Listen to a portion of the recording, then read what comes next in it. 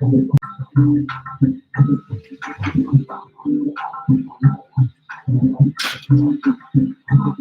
up, fellas? Oh, hi, Sandra. How are you?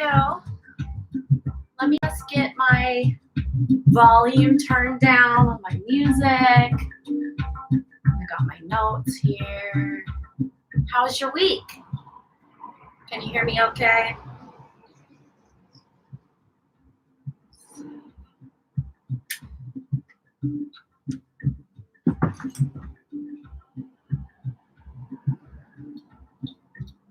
We'll give everybody a couple minutes to show up. And let's see, I'm going to close my slider door.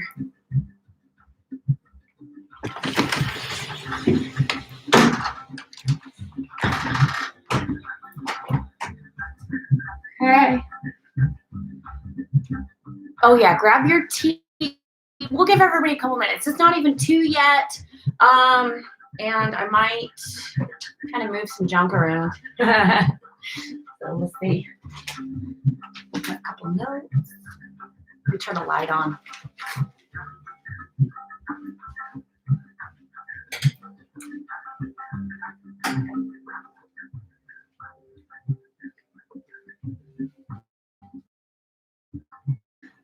Check out awesome rocking chair my mom gave me.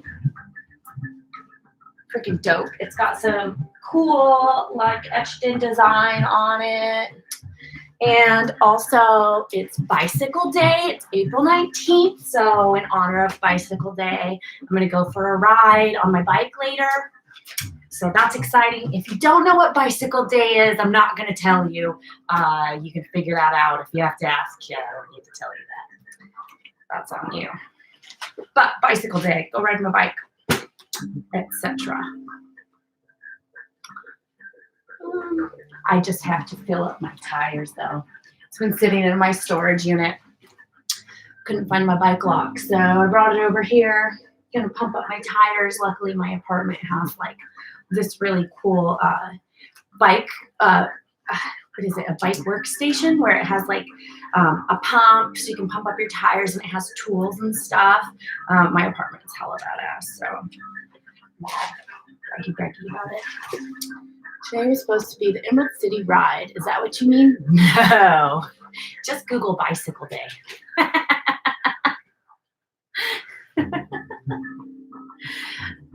Should I tell you? I guess. Okay, so Bicycle Day, I can't remember the guy's name.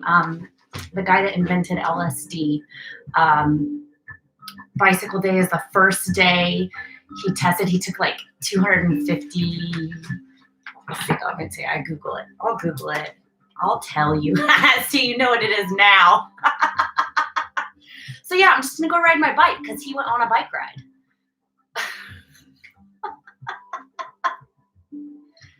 But you know, it's like a whole thing. Tomorrow's 420. I have to work though. Just like cheats. But I'm not complaining. My mom told me to grow up because it's 420 on 420, and at 420 I'll be in the car like almost home. She's like, grow up.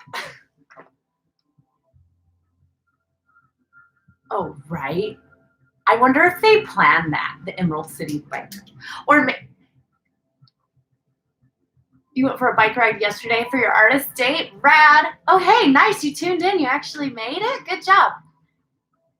Yeah, I'm still working. Okay, so the last, like since March 22nd, I was working full time. March 22nd, I went down to a 3-day work week.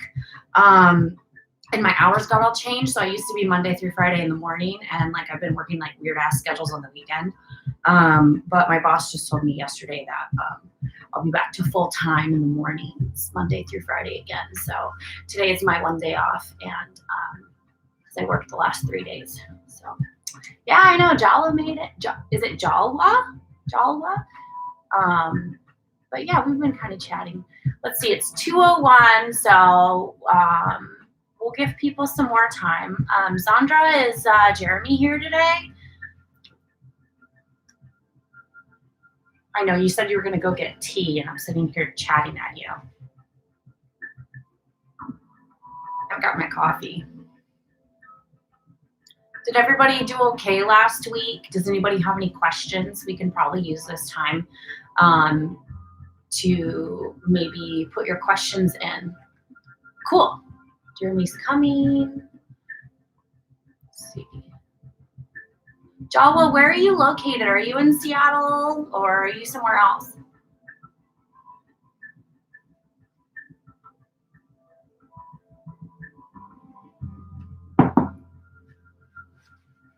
Also, I guess I'll show you guys kind of what I've been working on the last few nights. I wanted to make, so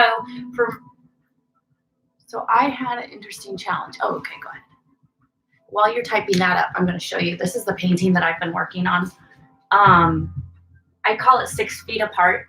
I'm using gold. I put gold paint on it last night, and it looks kind of cool, adding some more depth.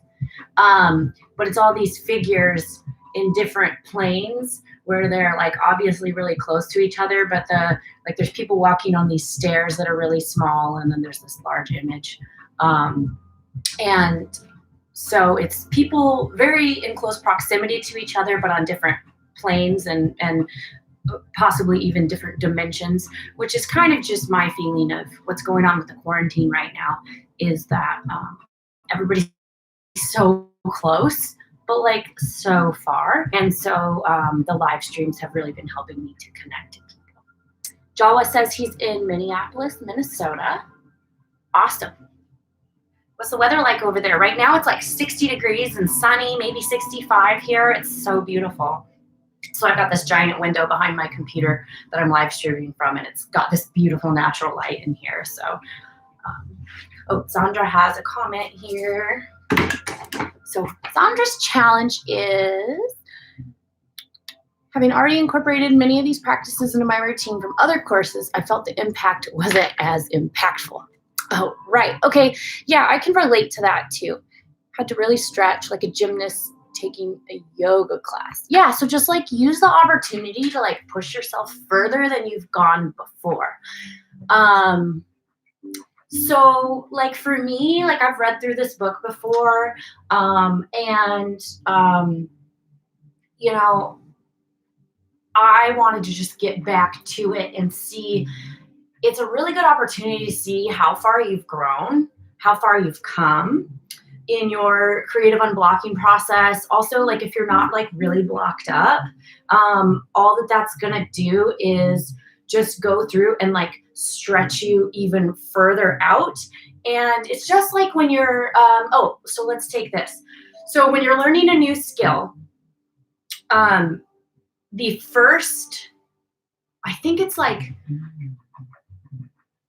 I'm trying to remember the numbers, but when you're learning a new skill, the most impactful and obvious changes are going to be at the beginning of that education. So you're going to learn a lot, you're going to grasp a lot, and then let's say maybe 70% of what you learn is going to be in the forefront. And then the last 30% is going to come a lot slower. You're going to have to work a lot harder to get that last 30% because, let's see, why is the reason for that? I think it's just because it's a new skill, and once it clicks, and then to push it further, it's like when you're losing weight, right? When you start a weight loss program, or like say, you know, a activity regime and a diet combined, you might find that at the beginning, you're going to see a lot of results. And then all of a sudden, when you're at that end where you only have that last 15 pounds to lose, you plateau. And that's because you have to ramp up your energy and push harder. Think of it like building a muscle. If you don't push yourself further, you're not going to see results, right? So the whole purpose of a muscle, or the whole way that you bulk up with muscle, is you have to push yourself past that fatigue. So if you're not seeing the results, you need to push yourself harder, and maybe the content just isn't here at this point in the book for you, but just hang out here with me, and then keep touching base with me, and maybe we'll like take a look at it in and see. But also think of it too, this is just the first week. But again, yes, Zandra, I did also see that I was just kind of lightly being challenged. But I think a lot of that is because you already have a base knowledge and some of it's review. I'm going to see, you guys have been like talking. Let's see. So I'd really stretch like a gymnast.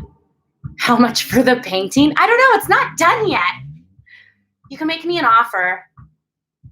It's not done yet. I'm going to go in and add detail and stuff on like faces and stuff. Like you can see this girl, she's got a lot of detail on her, and this girl like really doesn't. And these are going to be like eyeballs, like zooming out of her head, coming in all trippy like my moth painting. Let's see.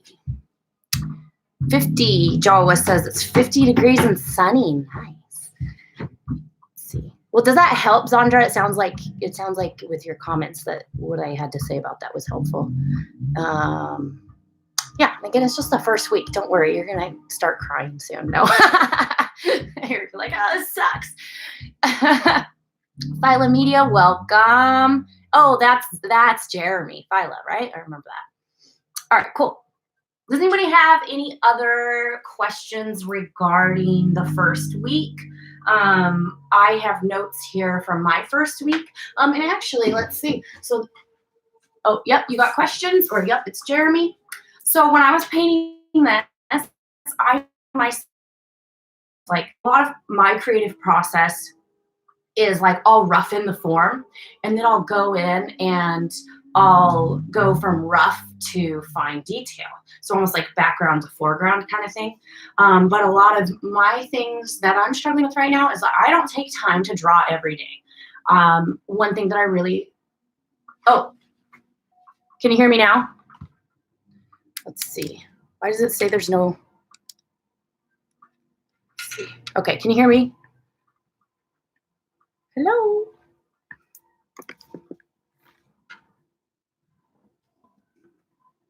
Let's see. Yay! Okay, so you can hear me now. So I don't know why that happened. Sometimes I have like I have a MacBook, and sometimes like the stupid Siri function comes on and does stuff. I don't know. It might be my internet, but I don't know. It's supposed to be really good. Oh, so one thing that I want to challenge myself on is to not only do the morning pages every day, but to take like 10 minutes just to do a draw, just to draw or doodle. Because I work with my hands, so I have my business, and then I slam coffee. So I work with my hands, and I've noticed I'm feeling like I have like kind of carpal tunnel. And it was interesting because when I started writing my morning pages, Nab, y'all good? Y'all good in the hood? Can you hear me now? Hello, is this thing on?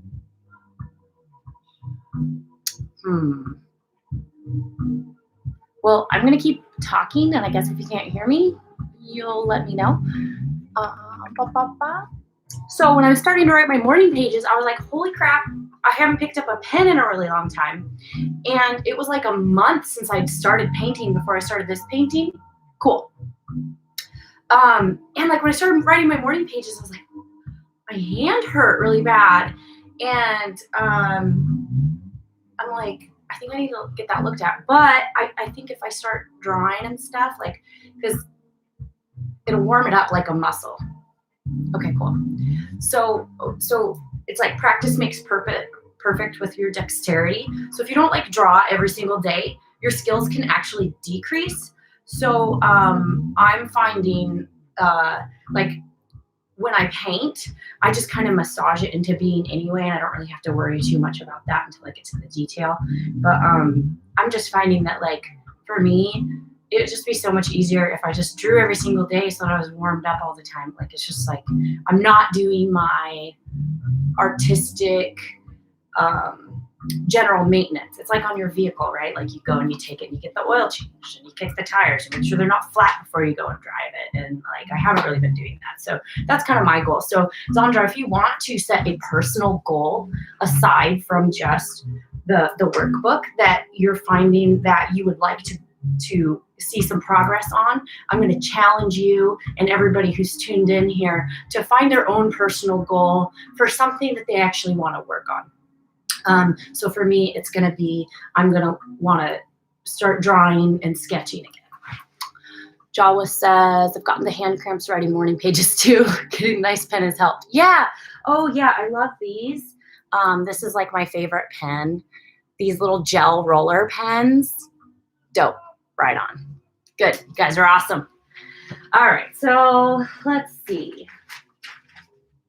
I'm going to just kind of go over my week 1 activities. What I did in week 1.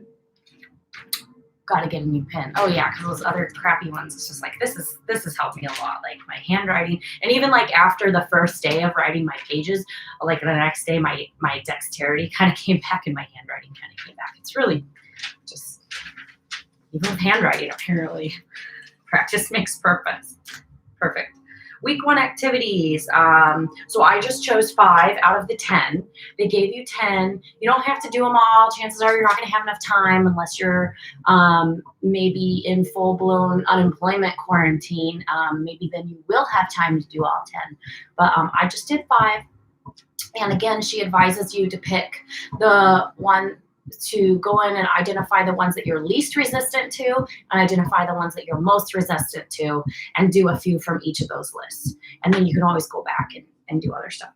But so the blurts, the actions, like anytime your brain is sitting there and like, oh, telling you something negative about yourself. A, that's not helpful, and B, that's like just self-criticism, and it's not helpful. So when I was working on this, that's how I decided. I was like, oh God, my dexterity isn't very good. And I was like, oh, well, you know what? If that's something that I'm not happy with, then I can definitely take that as the initiative to change it.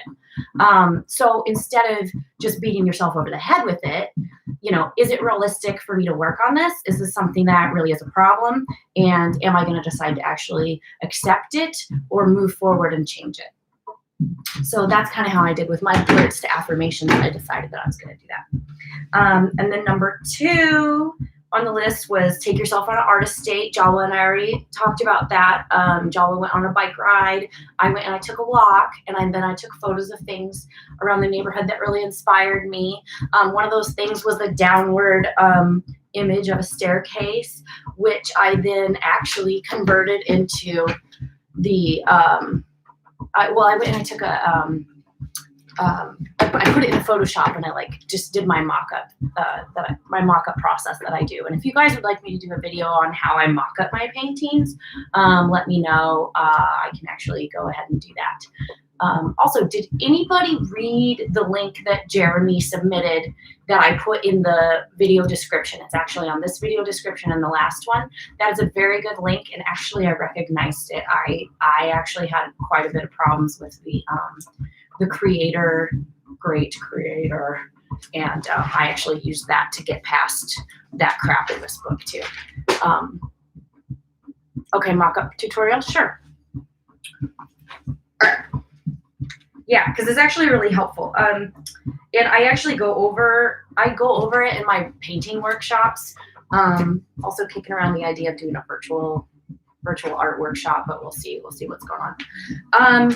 So then after that, after my artist date, I didn't quite do all 5. I was going to do the enemies of creative self-worth, but I didn't really get into that. It was kind of combined in with my blurts. A virtual workshop, yes, please. All right, okay. Cool. Virtual art workshop, okay. Okay, cool. We'll get that going. And then, so a letter of defense to the editor was another one of the activities from week 1, and it was where you actually like sit there and you write a letter about how that is a contradiction to your negative voice, right? Like, so that critic, that internal critic in your head, the letter to the editor is just basically in your own defense. Like, yo, like this critic is sitting here saying all this crap about me, but realistically, here's my accomplishments. Here's, this. And like, so I did that, and I actually ended up doing that in my morning pages. So I kind of combined that with that. And then the last activity that I did was the champions of your creative self-worth. So I don't know if you guys know, Bob Ross is my hero. I said it in the last one. Here's my Bob Ross journal. I have Bob Ross wallet. I have Bob Ross slippers. I grew up watching Bob Ross. When I have pets, I would leave Bob Ross on for my pets to watch. So Bob Ross is my first and foremost champion of my creative self-worth. And I honestly think I maybe got a lot of my teaching style from him. So I think you got Bob Ross on Netflix right now, I think. But so one of the things that Bob Ross complimented me with, and generically complimented everybody else with, and it really ties in with the subject of this, that everybody's creative, is that, it's okay to experiment. You practice makes perfect, just repetition, and there's no such thing as a mistake. Oftentimes, like, I'll have a painting and I'll go, oops, I didn't mean to put the blob of paint there. But then instead of trying to cover it up, you can just like incorporate into the painting. I had a painting that I was working on, and it was basically done, at least in my head. And the person that I was dating at the time knocked over a cup of red paint, and I was livid, right? But I ended up incorporating that into the painting, and it turned out so cool. So like, that was a huge mistake, but I just incorporated it into the painting and moved forward with it. There's no sense in beating yourself up or beating somebody else up for doing something wrong. When it happened, let's just move forward. Right? Like, so if you mess something up, if you make a mistake, whatever, like, let it go. And I ended up, and I took that painting to an art show like 3 weeks later, and it was the first painting that I sold. So that was cool. All right. So Zandra says, I like that idea. I hadn't thought of using a personality celebrity as a sort of remote champion. I looked only to personal life references. I may reach out to the exercise. Well, it's really good. Just think about like who inspired you. It could be like a lot of people don't have very good, role models in their lives. A lot of people's parents suck. They shouldn't be parents. And like, if you have a TV personality, right now, like a lot of like TV or YouTube people are, people's babysitters, so in a sort of sense. So it's like, you're gonna learn a lot from those people.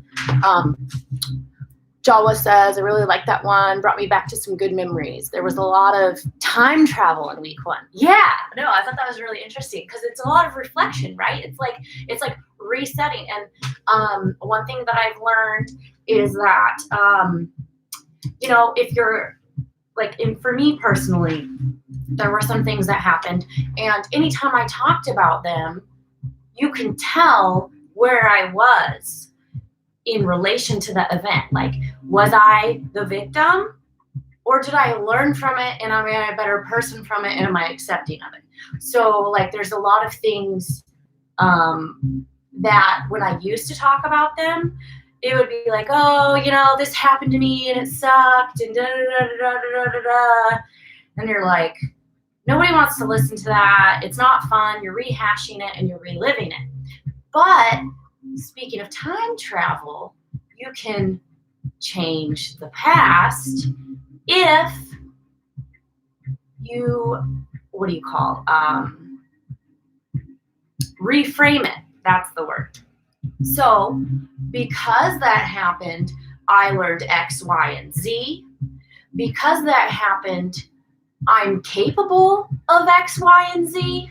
So learning and capabilities, and now you're who you are because of that.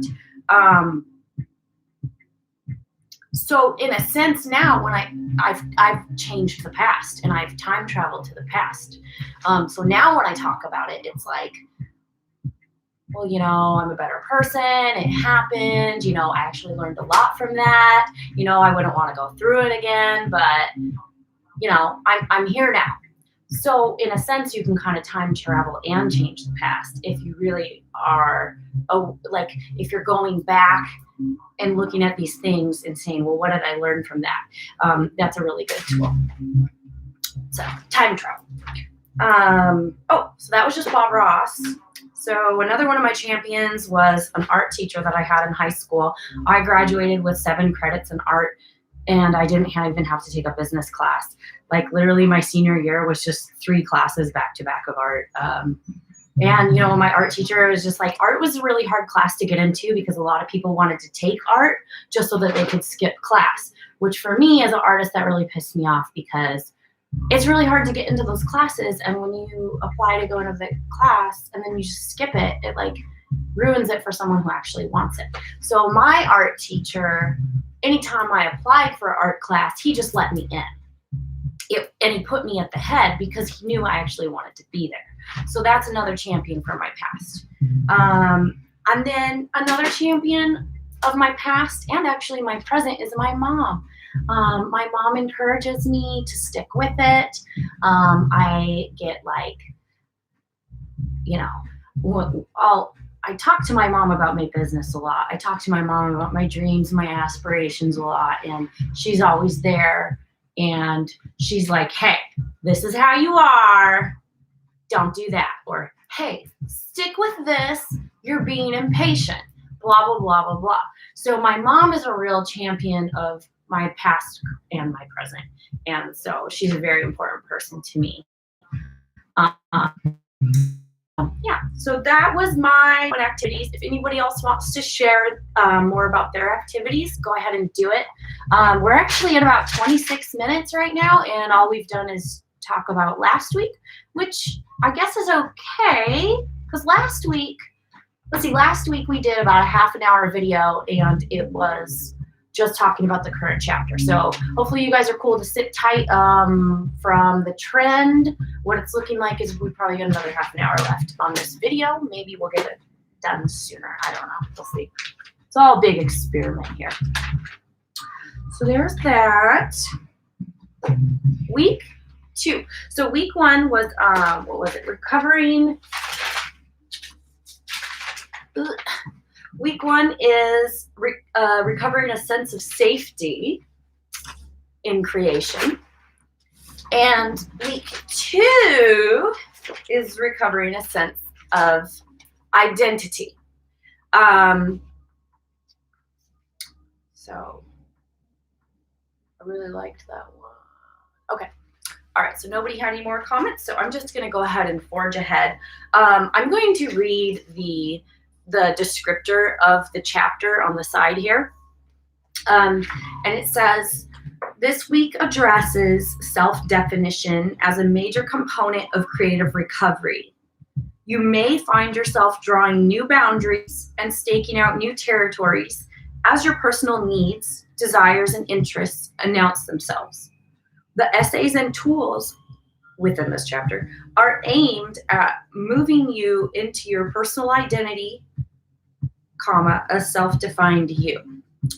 So, let's see. Got my crazy notes here. Okay. So another little excerpt here is, it is important to remember that at first flush, going sane feels just like going crazy, which I actually really attest to.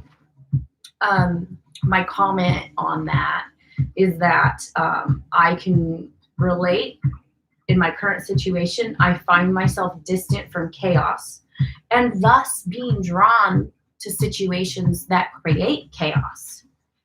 Only because living in chaos is really what I'm used to doing. And this is one thing that's been pointed out to me is like, you know, if I'm being impatient or I'm not sticking with something, then it's like, well, you're just creating chaos.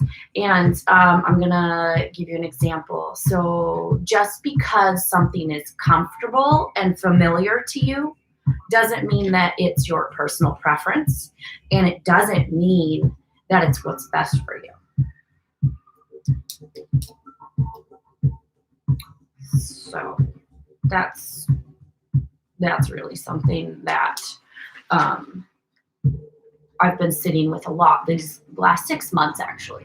Just because something is familiar and just because something is comfortable. Like, because we can be comfortable in uncomfortable situations if it's what we're unfamiliar with. And a lot of times it's subconscious. A lot of times you're like, no, I don't want that. Why would I want that? Why would I invite that in my life? But then if you really sit down and you look at like your habits of thought, which a lot of this is going to go over is our habits of thought, with how we talk to ourselves.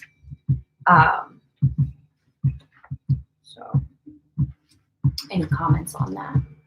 Makes sense because it can be kind of scary to expand and change, easy to stay the same, right? It's called self-sabotage. Exactly. So good.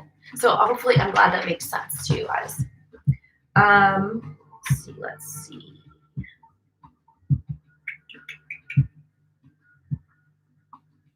Page 42. Okay, so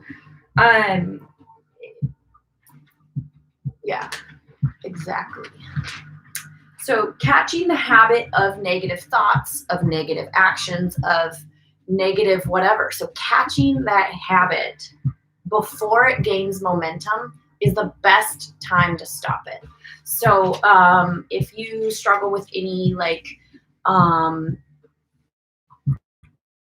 so times when people are creatively blocked or they're emotionally blocked in a lot of ways. And so one thing that I've found that helps is just, well, in the morning, our morning pages are used for meditation. Just that process of writing is kind of a meditation. Another form of meditation that helps to stop. Let's see how to explain this. This is something that I've been working with. Like it's kind of an esoteric concept. So back to this. Catch the habit of negative thoughts or negative action or negative whatever before it gains momentum. And how we do that is we learn to train our focus. Meditation is very helpful.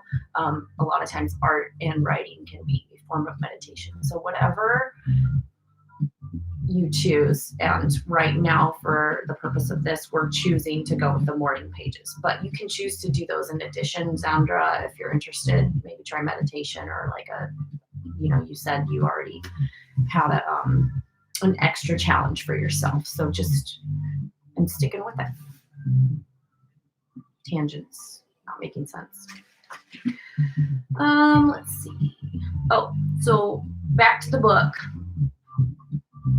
We're discussing kinds of things to avoid in a way. And one of those subjects is poisonous playmates is the header that she uses. And so she's likening it to people that are creatively blocked themselves, or maybe people that just aren't in the same mindset as you. So like, think about it this way. When you go and you want advice from somebody, sometimes we only go and get advice from the people that tell us what we know that we want to hear, right? Instead of the people that are going to give us advice that we know is good for us that we don't want to hear, right? So you know who those people in your life are that are negative or that aren't going to understand the type of esoteric spiritual journey that we're going on. So I'm going to just encourage you guys to keep the discussion about this book and the processes that you're going with in these weekly meetings. If you have somebody that, you know, is kind of on the same wavelength, feel free to discuss it with them too. And I'm not saying don't talk about it or don't tell people, but like really when you're getting down to that nitty gritty heart process, It's difficult to relate to somebody who's going through something that you've never experienced. And I'm going to give you guys a quote here. So I'm not sure if anybody's familiar with Brené Brown, but one of her quotes, and I'm paraphrasing, is, if you're not in the ring getting bloodied and bruised, I'm not interested in your feedback. And so the work that we're doing right here is emotional and whatnot. And those daily pages are cathartic and everything that we're doing here. Renee is rad. Zandra says, yeah, but I'm not sure if you're familiar with that. It's, if you're not in the ring getting bloodied and bruised and putting the work in, I don't give a shit what you have to say. For example, like there's this person who's a customer at my work and they're constantly asking me personal questions. And every once in a while, I just forget that they're an asshole and I just like answer their questions. And then they go and they like try and give me unsolicited advice about stuff that is something that they're concerned about, not necessarily that I'm concerned about. And it's like, first of all, I didn't ask you. Second of all, you're prying into my personal life, etc. So just take that example and just, you know, let's just keep it here, guys. Let's just keep it with the book. If somebody's, you know, on the kind of same wavelength as what you're trying to achieve, then sure, yeah, talk to them about it. But you know, I think it's just easier when we're like sorting through our stuff, not to invite toxicity into it. So that's important. Let's see. Oh, so self-sabotage is showing and sharing with people who aren't doing the work, who aren't creating, who aren't, you know, on your wavelength. She's got another quote: to any suggestion that you have become selfish or different from somebody outside of you, just because like this is your personal life. This is just you doing your thing. As blocked creatives, we focus not on our responsibilities to ourselves, but on our responsibilities to others. And this makes us frustrated people. And that goes back down to that concept of you have to take care of yourself before you can give to others. Yeah. So we got another quote over here by Robert Louis Stevenson. It says, to know what you prefer instead of humbly saying amen to what the world tells you you ought to prefer is to have kept your soul alive. And I'm likening that to doing anything that's your personal preference that maybe society or people in your life are against, or maybe don't think you should be prioritizing when it's important to you, because this is your life and you need to be happy, and you don't want to look back on your life and being like, wow, I regret not doing this. Wow, I regret not doing that. I regret just doing what society or these people wanted me to do, which is, I can talk a lot about that in my personal life. So if anybody's with me, whoop, whoop. Which page is that quote on? It's on page 43. And this is in week 2, which is probably why, if you guys haven't read forward ahead, yeah, so page 42. And then there's another one. If you have the idea or urge to create something, I'm going to tell you guys, when you're inspired to create something, just get up and do it now. I have a video on that. I'll link to it here. Let's see what time. We're at 38:47. I'll post it in a comment.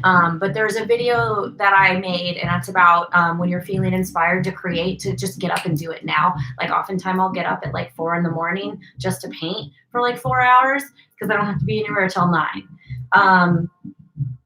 But if you have that urge, like I will often write inspirations down and never return to them. So if you have that urge and you're not doing anything and you'd rather just sit there and smoke a bowl and not do it, like, dude, do yourself a favor, get up and create something. I don't know, and make time for it. So every time you don't follow your inner guidance, you feel a loss of energy, a loss of power, and a sense of spiritual deadness. Yikes. Don't procrastinate. Just do it. Where am I? Page 43 quote. Already did that. Ooh, I'm doing good. We're speeding through my notes here, you guys. Oh, we're on the back of my page. Let's see.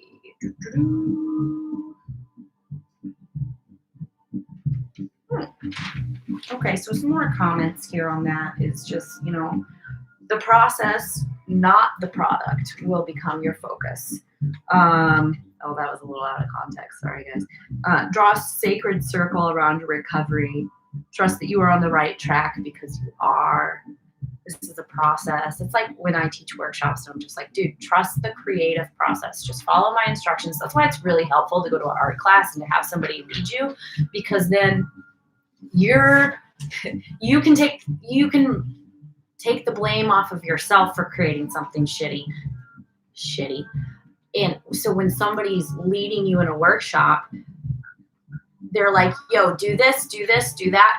You're literally just following along. And then at the end of it, you're like, oh my God, I can do that. Kim, quit slacking and make shit happen. I used to be a procrastinator, and she went through the 12-step program for it. Heck yeah. Yes, Kim.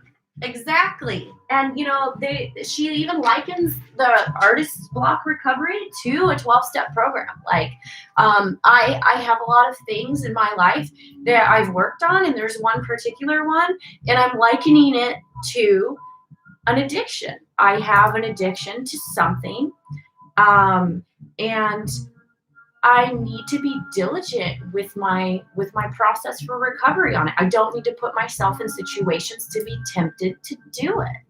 So I procrastinate on one project and start another until I'm suffocating with unfinished projects. Exactly. Make yourself finish it. You just got a pen in it. Done is better than none. Can we take a minute? Done is better than none. Or done is better than drowning in all your unfinished projects. Right? Very good. Very good, you guys. I'm glad you're here. Let's see. So we were talking about crazy makers. Crazy makers often can be ourselves, as Jeremy just showed us. You know, it's creating chaos. It's self-sabotage. So we're trying to avoid that. Avoid people that make you go crazy. You know, don't prioritize other people ahead of yourself. Like, you know, sometimes we have to parent ourselves. You know, finish that project. I'd rather it be done than have it hanging over my head. And you know what? I will save canvases of stuff that I want to repaint. Do you know how often I go back and repaint them? I maybe repaint 1 out of 20, or like I'll look at it a week later and I'm like, nah, I'm good with this. Like, this is great. And then someone goes and buys it. It's like, okay, well, who am I to judge? I just made the damn thing. Crazy makers, my notes on that. Oh, so causing chaos in our lives, invited and tolerated by us, you know, created by us. We allow it. Anytime and I don't do this anymore. I used to go to my mom and be like, they made me feel. And she'd look at me and be like, they made you? You allowed them to. Don't let your goats get got. They got your goat, you let them get your goat. You're emotionally allowing somebody to come in and do that. Okay, now we're like, this is supposed to be like an art thing, and I'm sitting here just like telling you guys about my personal philosophies. All right. Page 47 quote. Oh, I'm behind on my own notes. Okay, so here's a quote here. What I'm actually saying is that we need to be willing to let our intuition guide us, and then be willing to follow that guidance directly and fearlessly, which is what I was saying. Like, if you have that creative inspiration, get up and do it now. because you're going to make something cool. You're going to make something you're going to be proud of. And it's a lot, when you have that creative inspiration, it's a lot easier to get through the creative process when you're feeling that emotional drive, rather than sitting down when you're like, ooh, it's sunny out, or I worked all day, I don't want to sit here and work more. But when you're creatively inspired, it really makes that process a lot more fun. And you'll be glad you did. Let's see. So crazy makers, they may act as though they hear your boundaries and will respect them, but in practice, act is the operative word. I'll give you an example of this. I was talking to somebody the other day who lived, probably an hour and a half away from me. And they were like, yeah, what are you doing? I said, I'm going to sit down and I'm going to paint. And they were like, oh, well, should you please come over? They're like, oh, come over and hang out. And I'm like, first of all, are you not doing the quarantine? And second of all, dude, they just asked what I was doing and I said I was going to paint.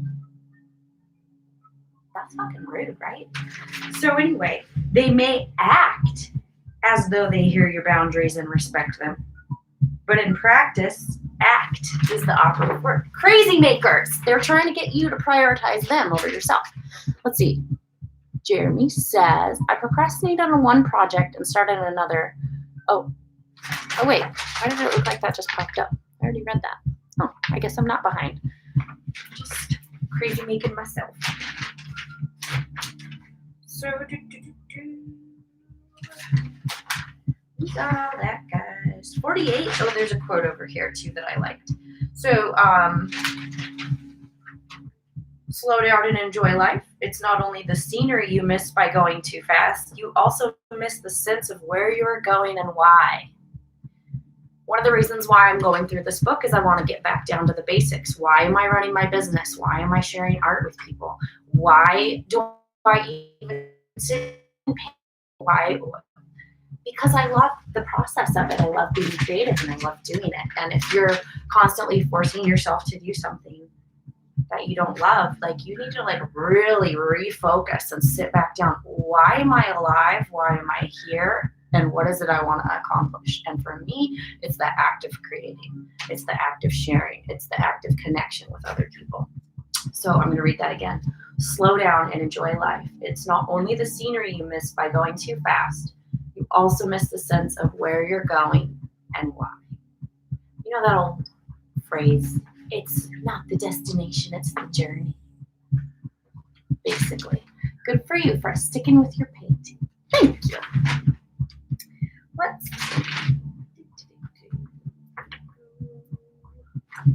Next, we have skepticism to tackle.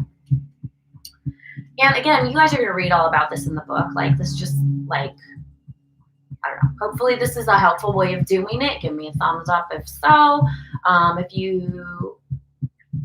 Anyway, any comments are received. I'd love to hear you guys' feedback on how we're doing this. Skepticism. Explore your doubts and don't stuff them. Now, this is interesting. That can be taken several ways, but I thought that was an interesting thought. Not stuffing your doubts. Like, it's a little bit like listening to your intuition and listening to that critic and deciphering which is which, is how I would tackle this idea. So, like, am I being intuitive or am I being self-critical? And really looking at whatever doubts you have and saying, do they have a leg to stand on? Is this something I need to work on? Or is this something I just need to let go and stop being an asshole to myself about?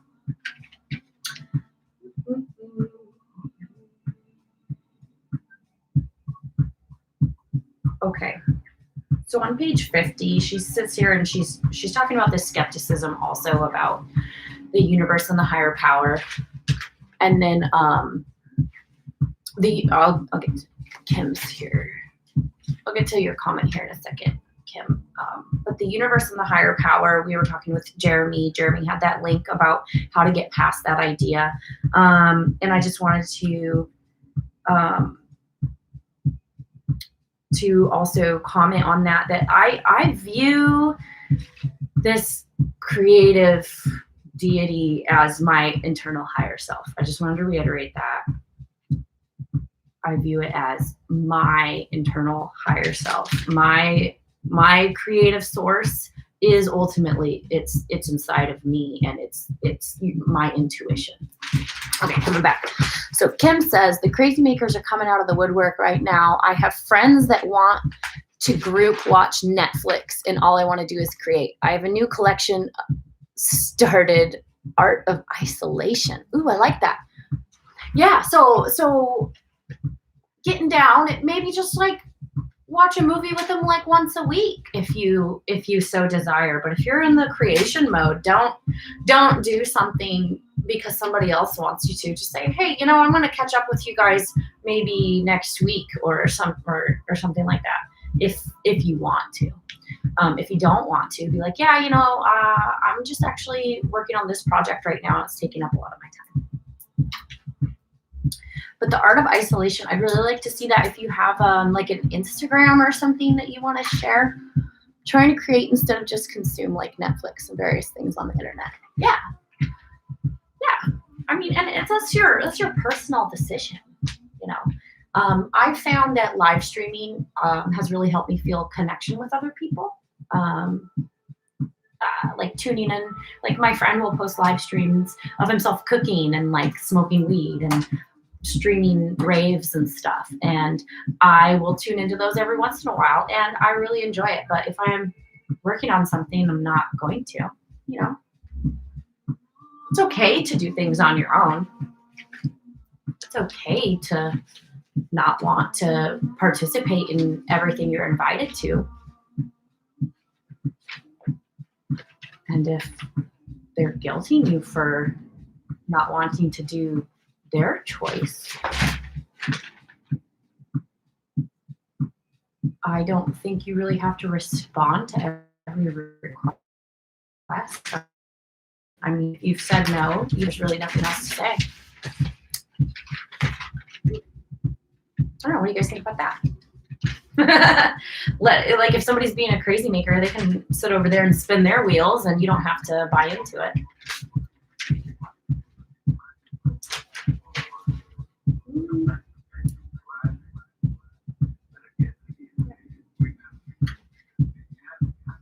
Trying to, oh, that's Java. Cool. Anybody has any more to chat with about that? That's cool too. How are you guys dealing with this concept of God as creator, or the universe as creator, or, you know, the content in the book? I highly encourage you to check out the link in the description of this video. Jeremy provided it, and again, I actually do remember, like, I had a big problem with that when I started this book too, because I was like, dude, I'm agnostic, I don't really believe in this, like. But for me, I'm okay reading it now, because I'm pretty solid in my belief that, you know, my higher self provides me with intuition, and my own belief system I've really just kind of worked with. So Sandra says, sometimes one needs a refresh from creating. But yeah, I've got friends who have been day drinking for a month, and I'm like, dude. Okay, so I've done a little bit of day drinking, okay? So don't judge me. Is it 1 o'clock? I can have a drink. But yeah, no, I don't do that like every day. Like, you know, I don't get that personally. I think that, you know, if that's your hobby, that's your hobby. And I'm not touching that with a 40-foot pole. Like, there's alcoholism and whatnot. Sometimes one needs a refresh. Exactly. Like, you can reboot, pull the plug, and, you know, if you're finding that a behavior is destructive for you, if you're finding that a person's destructive for you, if you're finding that, you know, yeah, it's cool.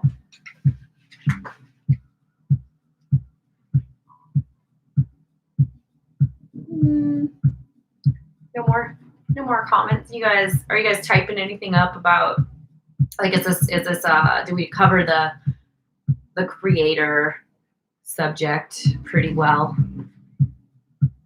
I'll just read this. Let me get back here and see where I'm at. Oh, on page 51, I wanted to read this. Inner work triggering outer change, ridiculous, slam the door. God bothering to help my own creative recovery, slam. Synchronicity supporting my artist with serendipitous coincidence, slam, slam, slam. So it's like this hypothetical, it's like this image of yourself blocking your own creativity or blocking your own happiness. More than anything else, creative recovery is an exercise in open-mindedness. And that's what I really want to look at here, is being open-minded. I used to have a really big problem with like listening to people who had differing views than me. And not to say that I still don't have a problem with that, but we're all a work in progress. But I used to have like a really big problem. Like if you had something to say and it was in contradiction to whatever I believed, or maybe what I knew to be true, or maybe what was in fact a fact, I would feel the need to correct you and, you know, do all this stuff and like get upset about it and like really just, I mean, if you read something in this book you don't like and you need to glaze over it, then do it, is really what I'm saying. An idea and imagine it and try and just think about it. I think it's interesting because it's like, it kind of allows you to look at things from a different perspective and you in your creation process.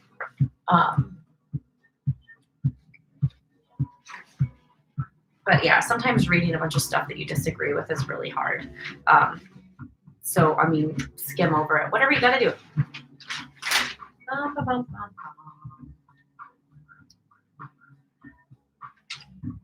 The last little topic that she goes over. Oh, here we go, Zandra. Just as done is better than perfect, or done is better than none.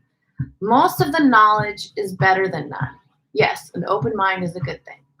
The creator, Kim says, the creator can be who or whatever you want it to be. I liken it to the Celtic gods and goddesses. Beautiful. Yeah. So let's see. Zandra, just as done is better than perfect. Most of the knowledge is better than none. Yes, an open mind is a good thing. Yeah. Yeah. So how are you, like, just because, let's say there's a religious there's a religion, and let's say, like, say Buddhism, for instance. I did a lot with Buddhism. I used to go to a monastery, and I took Buddhism courses, and a lot of what they taught, I was like, I don't quite know if I believe that. But a huge portion of that religion has been really helpful for me. So being able to go in with something, and if you're resistant to a concept, still listening to it and just saying, it's like agree to disagree, right? So yeah. But yeah, Kim, Celtic gods and goddesses. Yeah, like I'm super into, like, you know, Celtic pagan, whatever. I'm very open with religious ideas. If anybody wants to talk about it, I would love to have theological conversations. But that's not what this book is kind of about that. But I get all excited about theology and mythology and folklore and things. So that shows through in my art too. You guys can probably tell.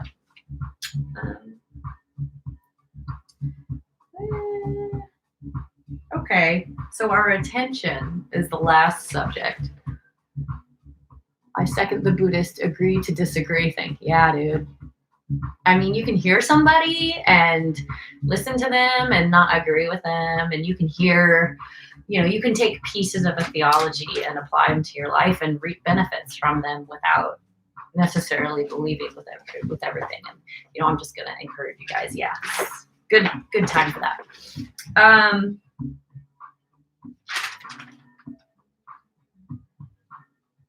All right.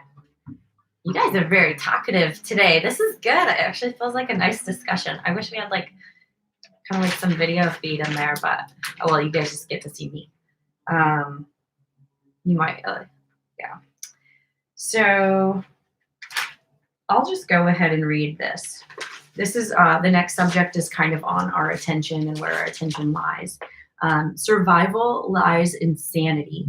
Insanity lies in paying attention. Success or failure, the truth of a life really has to do little with its quality. Huh? What? The quality of life is in proportion always to the capacity for delight. The capacity for delight is the gift of paying attention. It almost sounds like she negates what she's saying, but the reward for attention is always healing. More than anything else, attention is the act of connection. I learned this the way I have learned most things, quite by accident.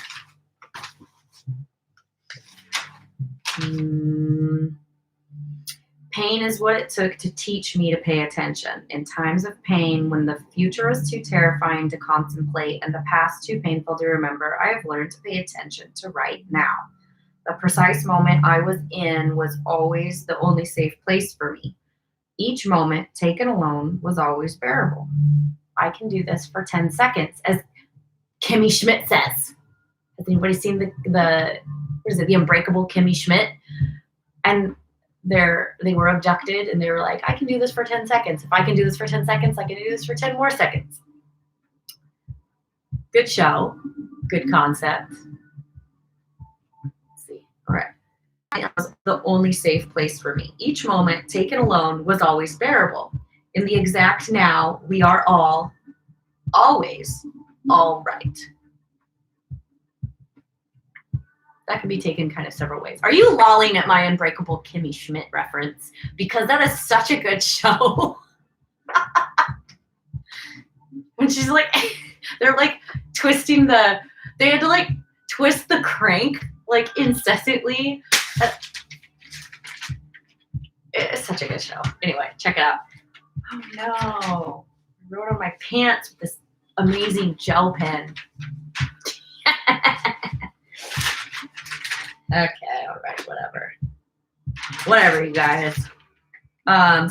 So ultimately, I think if you're able to pay attention to right now, what is it that you want right now? What is it that you need right now? Instead of prioritizing all the crazy makers, all the other things that we've just been talking about, just coming back to what is it that I want from my life? And am I actually fulfilling that in my own life? And really realizing that sitting down and watching Netflix and streaming them and day drinking all damn day, like that might be fun every once in a while, but like that's not fulfilling to me, and that's not what's going to make me happy. And you guys are obviously recognizing that, Zandra and Kim, and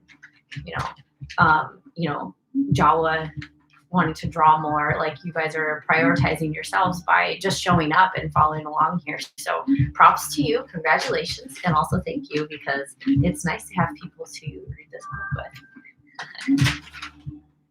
So, she goes through here and lists rules of the road as an artist. If anybody has any comments, that's basically it. We've got rules of the road and we have some tasks. So just like last week, we have 10 tasks, and again, prioritize them based on what's the easiest and what's the hardest, and do a little bit of both.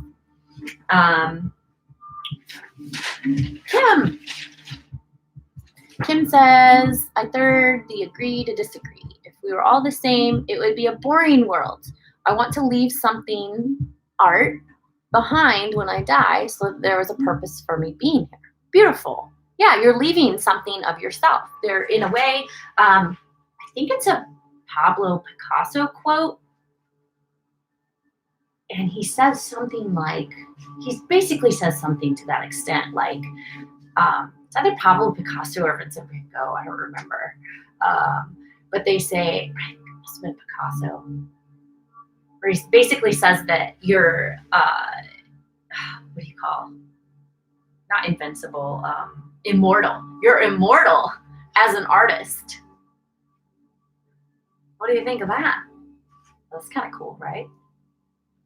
Yeah, I'm making all this art. Like, this is going to be here when I'm gone. That's really cool to know that, like, okay, so my mom has this painting, and the thing is like 500 years old. The thing is old as balls, and it's hanging on her wall. And she says she bought it for like $100 or something, and the thing's 500 years old. It's insane. Like, Kim, you could have a painting 500 years from now hanging on somebody's wall. Jeremy, you could have a project, a musical track, and like that could, somebody could be listening to that years from now. It could be a classic. Zandra says, sounds like something Picasso would say. Yeah, I think it was a Picasso quote. I don't know. I keep going back to that. But yeah, no, you're like immortal as an artist. Right? Like, isn't that nuts? Do you guys want to know a secret? It's not going to be a secret if I tell you.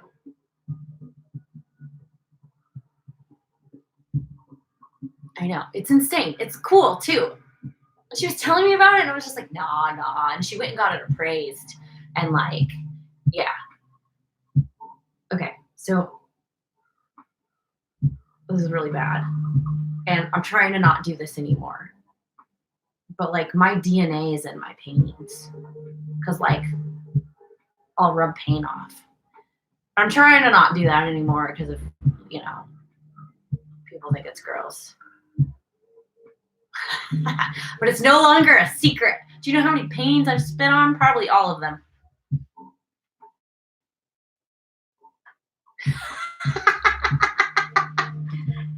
Please nobody say ew.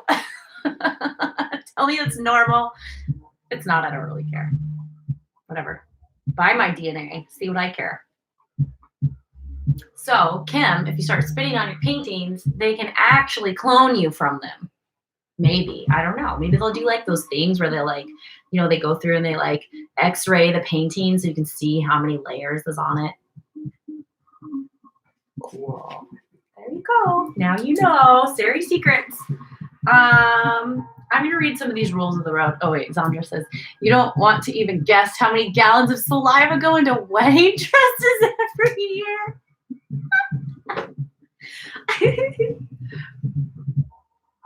Right?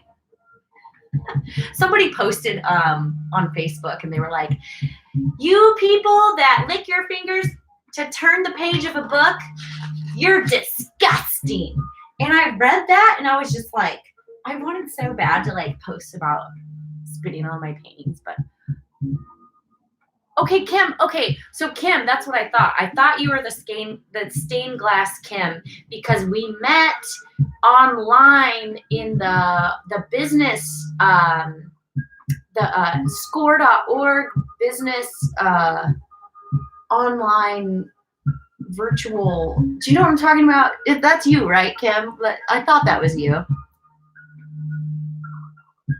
Yeah, because I follow you on Instagram. Your stuff's awesome. And you just got that new studio, I think, last year.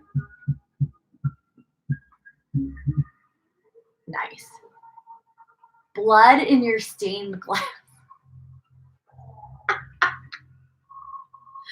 Ew. I'd buy some.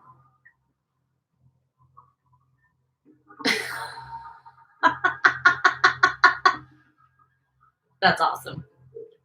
I love it. Yeah. Oh, okay. Oh, God.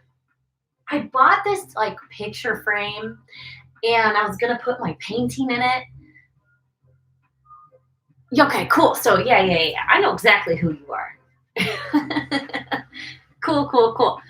I bought this picture frame from Goodwill because I wanted to put my painting in it. And I take the piece of glass out. Oh my God, I cut the shit out of my hand. because the edge of the glass that they put in the frame, like, you're not meant to rub your hand on the edge. Blood, sweat, and drool. Yeah. Rules of the road. In order to be an artist, I must show up at the page, use the page to rest, to dream, to try. Fill the well by caring for my artist, your internal little artist.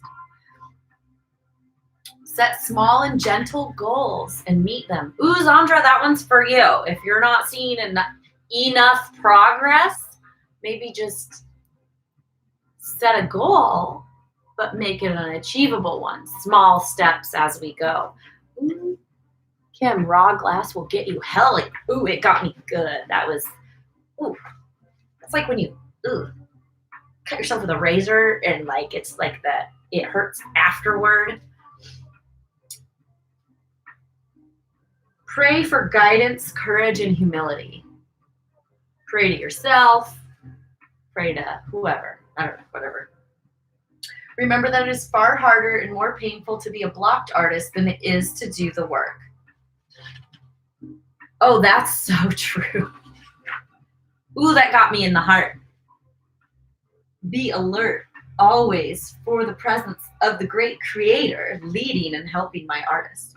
Be alert always for the presence of my higher being leading and helping my artist. That's again, when you're feeling that inspiration, just go. Zandra, small and gentle goals. That is a good one. Wait, what was it again? Small, gentle goals. So set small and gentle goals and meet them. Right? Choose companions who encourage me to do the work, not just talk about doing the work. Or why am I not doing the work? Jawa says, how long did it take for everyone to notice benefits from morning pages? I almost felt like I had more clarity of mind. Sandra says, it depends, almost immediately and 5 days in. Yeah, some days are different. The ebb and flow. Some days you feel in creative inspiration, some days you don't. By doing them in the morning, I find it very invigorating to have a major task of my day done in the first hour, Sandra says. Yes, 100%. Kim says, Jawa, I have done morning pages since 2004, every couple of years, and compare notebooks. Oh, every couple of years she compares notebooks. And the change is amazing. Yeah. Progress. Slow and steady progress. 2004, what is that? 16 years? Good job. That's a long time. I am more like an ADHD kind of attention person. So I kind of flutter from thing to thing. Consistency is kind of hard for me. But I think one thing that's important with consistency is picking small, simple things and maybe minimal amounts of things that you want to be consistent in. Zandra says the 5 days is noticing my voice and how I talk to myself, and also what am I talking about. That's really cool because, so your voice, that's interesting because the first chapter is recovering a sense of safety. So in those 5 days, Zandra, you created a safe space for yourself to speak and have opinions, which is really cool. Kim says, I might have skipped some days and years. Yeah, we'll have. You're still doing it though. It's your focus. Your focus is still coming back, circling back, and continuing to do it and knowing that it's helpful. Cool. What about you, Jala? Did you notice a difference, and at what point was that for you?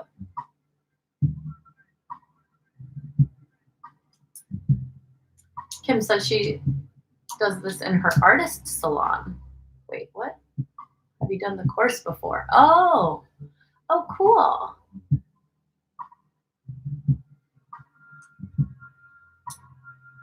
Kim, have you just been through it? I I think you messaged me about it too. Did you say you've done it once through before, a couple times? Because like I said, like I've only done this once completely through, and then like a couple times I started and just like gave up.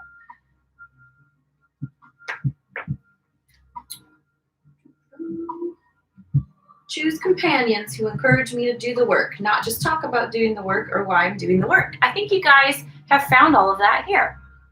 So Jala says, today I wanted to skip pages, but I did it anyway. I have noticed the things and tasks I want to get done for the day are easier to do, if that makes sense. Yes, because with action, the hardest part is starting. Once you've started, it's easier to keep going. And then when you stop again, the hardest part is to start up. So that totally makes sense. Wait, how did you highlight my name? Oh, I didn't realize I highlighted your name. Oh, so at the bottom, painting with Sari is highlighted right above the box where I type. Is that what you mean, Zandra? Kim says a couple of times she's gone through this book and journaling on her artist's journey. Yeah. See, so it's like, so that right there, Kim, you've done this a couple of times through. Like, this is helpful material. And even in like the first week, it looks like you guys are like already reaping some benefits. So that's really good.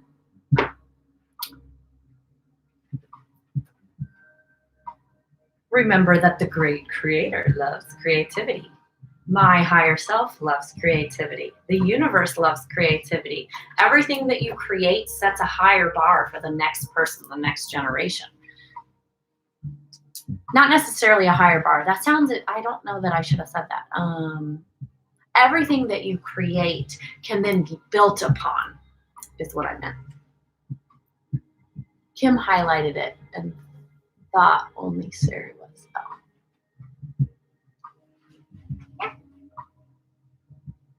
Remember that it is my job to do the work, not to judge the work.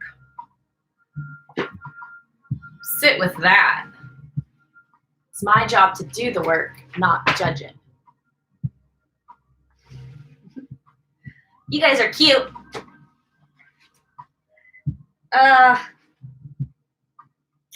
Place this sign in my workplace. Great creator, I will take care of the quantity. You take care of the quality.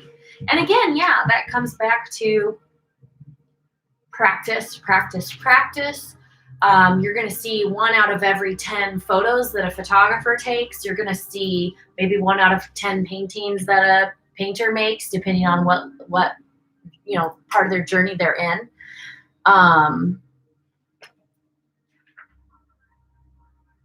Yeah, so all you really need to worry about is that you're actually showing up and you're doing the work and you're actually creating multiple pieces. Coming back to Jeremy's, I get 90% of the way done and then I abandon it and I start something new. And again, that's something that I do too. So, quantity, not quality. So just finish it, button it up, move to the next thing. And Jeremy, like I said, I've done paintings where I'm like, oh, I want to go back and I want to fix all this stuff, but I've spent so much time on it. Like, I'm over it. I'm over this painting. And then the painting's sold. So, Zandra says, Sari, I like the idea you said about being a safe space to have an opinion, even though most of what I write about is what art supplies I want to buy. I want those Prismacolor colored pencils. Speaking of which,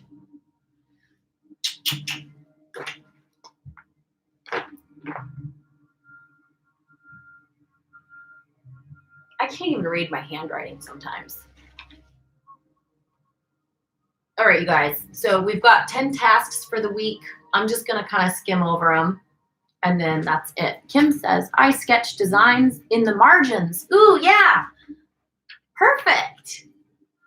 That's your doodle time. Okay, so that's what I was saying. I want to do my morning pages and I want to draw every morning. So that's a good idea. I think I have room to doodle in the margins. Oh, not if I write like that. I covered all the pages. I could just I don't know. I'll just get another. I have sketchbooks. I can just do on a sketchbook. But that's a good idea. Jerry's Artorama for the Prismacolors. Okay. Noted.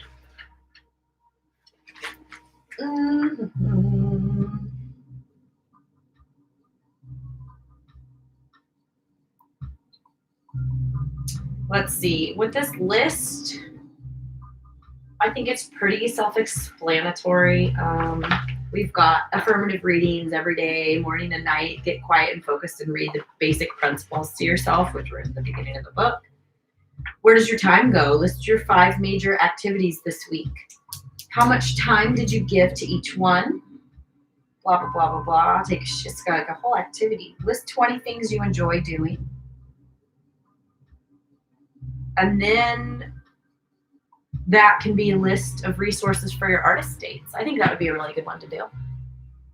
Sandra says, I know this was my favorite book ever. Wait, Artorama, in between the lines. So this was my favorite book ever, only because she generously gave me mountains of margins to scribble in.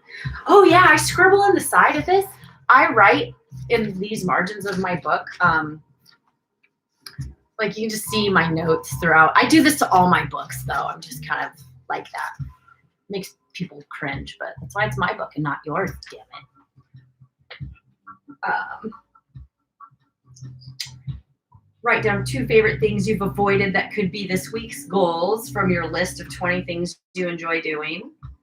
Dip back into week 1 and read the affirmations. Return to the list of imaginary lives from last week. Add 5 more lives. That's actually a really fun exercise if you didn't do that. Like list, just write a story about a life that you could have led that maybe you haven't led. Draw a circle, make it into a life pie, divide it into 6 pieces, and label one piece spirituality, another exercise, play, and so on. Work, friends, romance, adventure. Play on each slice at the degree to which you are fulfilled in that area. Ooh, we've got good stuff this week coming up, you guys. 10 tiny changes. List 10 changes you'd like to make for yourself, from the significant to the small, or vice versa. As the morning pages nudge us increasingly into the present, where we pay attention to our current lives, a small shift like a newly painted bathroom can yield a luxuriously large sense of self-care. That's true. I finally just put the last of my shit away from moving, and oh my God, it's so nice. I feel so relieved. Select one small item and make it a goal for this week. 10. Now, 10 is just do one of your items.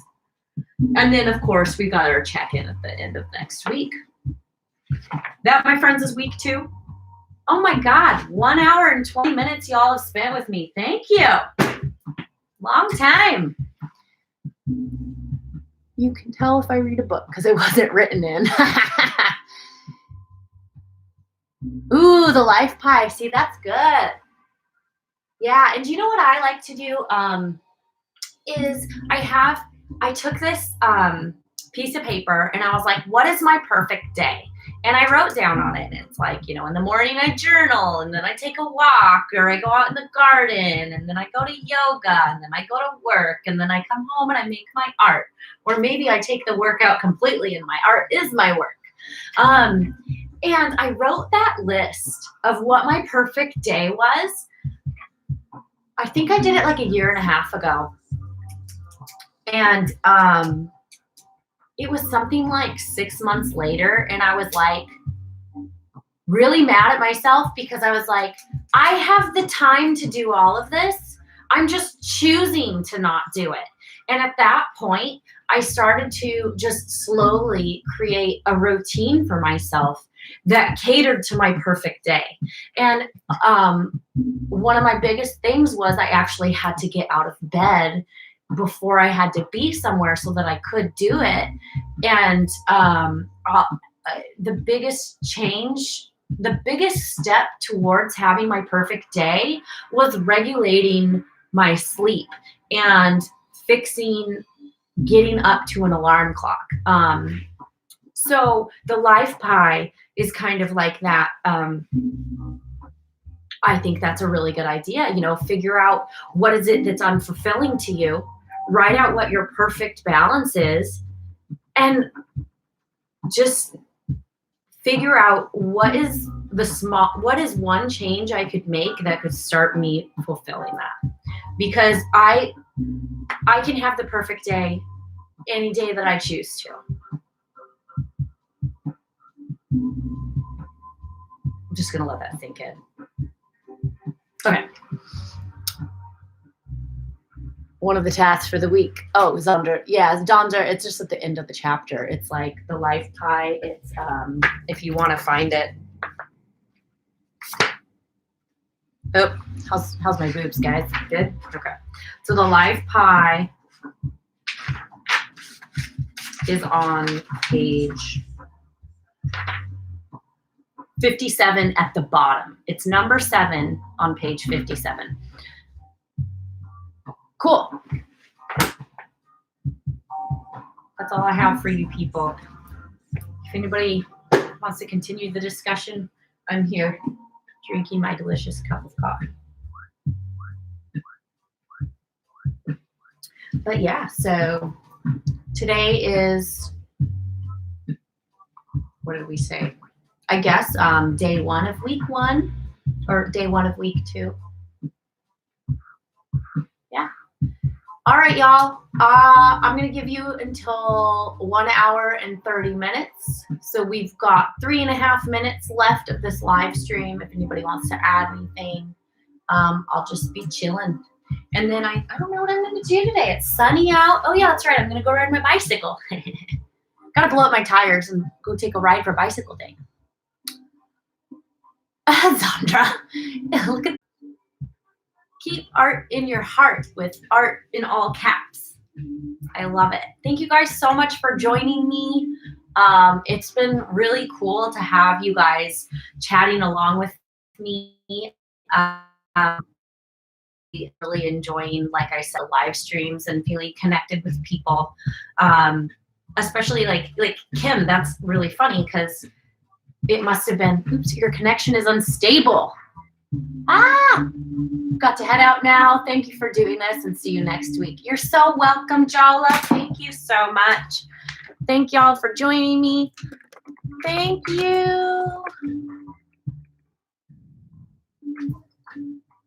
Yeah, you guys have spent a lot of time with me.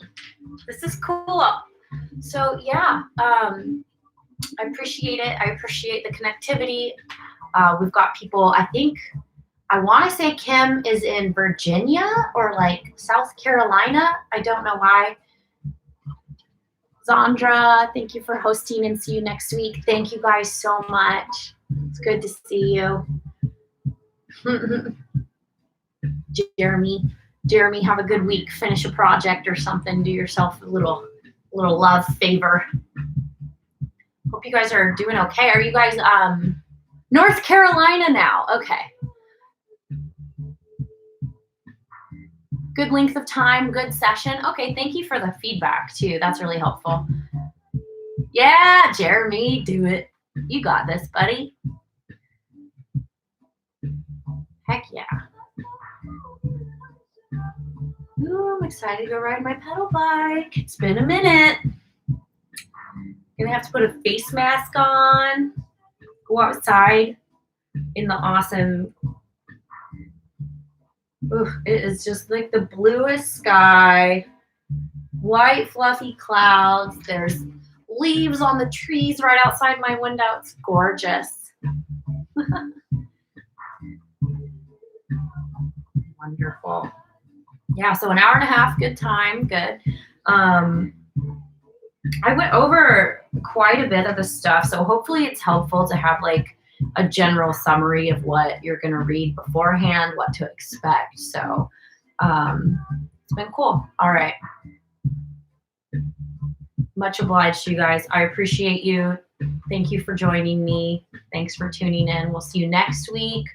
Pacific Daylight Time, 2 p.m. on Sunday. Oh, one thing, if you guys haven't already, go to my YouTube channel, hit subscribe, and click the bell to receive all notifications so that it will automatically pop up when I go live. So, all right, it's 1:30, hour and a half. Thank you guys so much. Happy art making. Bye, guys.